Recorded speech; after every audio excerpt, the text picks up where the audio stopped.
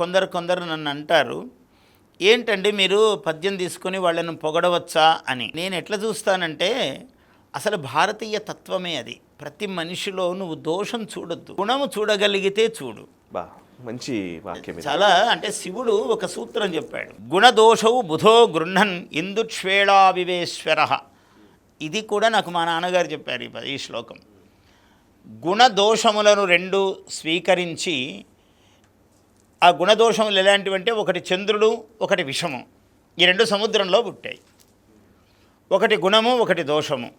ఈ రెండింటినీ తీసుకుని శివుడు ఏం చేశాడంటే, శిరసా శ్లాఘతే పూర్వం పరం కంఠే నియచ్చతే అన్నాడు. చంద్రుణ్ణి పుట్టినప్పుడేమో శిరస్సు మీద పెట్టుకుని ఎంత చల్లగా, ఎంత తెల్లగా చల్లగా ఉన్నాడో చూడండి అని లోకానికంతా చూపించాడట. విషం వస్తేనేమో ఆయన మింగి గొంతులోనే పెట్టుకుని ఎవరికీ చెప్పకుండా తెలియకుండా ఉన్నాడు.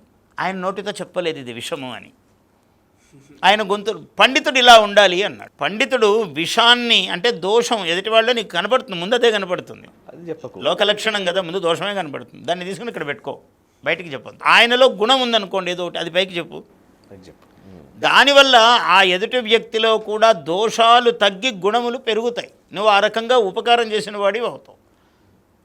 నీ వాక్కు సత్ఫలం సాధిస్తుంది. అక్కడ నువ్వు తప్పు చేసావు దిద్దుకో అని అన్నంత మాత్రాన ఎవడు దిద్దుకోడు. నువ్వెవడరా నాకు చెప్పడానికి అన్నట్లు ఉంటుంది. అవును, అవును. దాంతో పని సాధనం కాదు, దీంతో అవుతుంది. ఇది పెద్దవాళ్ళు బోధించారు. అయితే దీంట్లో నేను 100% పాటిస్తున్నానా అంటే నేను కూడా అప్పుడప్పుడు మినహాయింపు కావచ్చు, కానీ నిత్యము మినహాయింపు అయితే కాదు. నేను కరెక్టే, ఎప్పుడూ కాదు. కానీ దీనికోసమే పనిచేసే వాళ్ళు ఉన్నారు కదా, అభ్యుదయ రచయితలు, విప్లవ రచయితలు అని. వాళ్ళ జీవితం పాపం అందులోనే తరిస్తుంది. ఏం చేస్తాం, పూర్తి నెగటివిటీ అంతే. వాళ్ళు అది గొప్ప అని ఎంచుకున్నారు అంతే, అది గొప్ప అని. అంటే ఏమన్నాడు, ఇప్పుడు ఆయన దగ్గర శాపగ్రస్తులు అయితే మీరు 6 జన్మలు ద్వేషించొస్తారా, 3 జన్మలు సేవించొస్తారా అన్నారు. మేము సేవించే వస్తామన్నారు. నిరంతరము నీ కీర్తనమే చేస్తామన్నారు. హరి సాధింతు హరిన్ గ్రసింతు హరి ప్రాణాంతంబు నందింతు హరిన్ అని. ఎక్కడరా హరిన్ గిరిన్ అని వాడు నిరంతరము కత్తి తీసుకుని తిరిగాడు చంపుతానని. వాడు తరించాడు అన్నాడు. అంటే హరి హరి హరి అంటున్నాడు కదా,